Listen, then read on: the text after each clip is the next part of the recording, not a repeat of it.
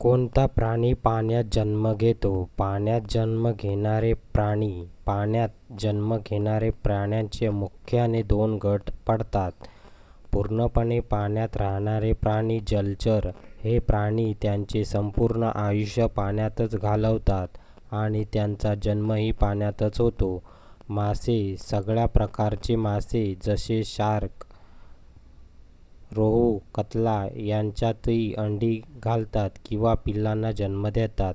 Whale आणि dolphin हे सस्तन प्राणी असून पाण्यातच आपल्या पिल्लांना थेट जन्म देतात.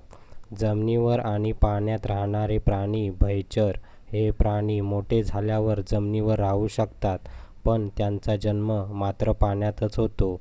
बेडूक आपली अंडी पाण्यातच घालतात. त्या अंड्यामधून टॅडपोल बेडकाचे पिल्लू बाहेर येतो. तो दिसायला लहान माशासारखाच असतो आणि फक्त पाण्यातच जगू शकतो. नंतर त्याचे बेडकात रूपांतर होते.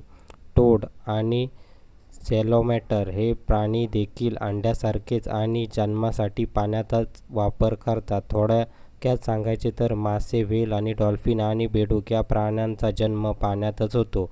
तर मित्रांनो, ही व्हिडिओ तुम्हाला कशी वाटली कॉमेंट करून नक्की सांगा आणि अशाच नवनवीन व्हिडिओ पाहण्यासाठी आमच्या चॅनलला लाईक, शेअर, सबस्क्राईब नक्की करा.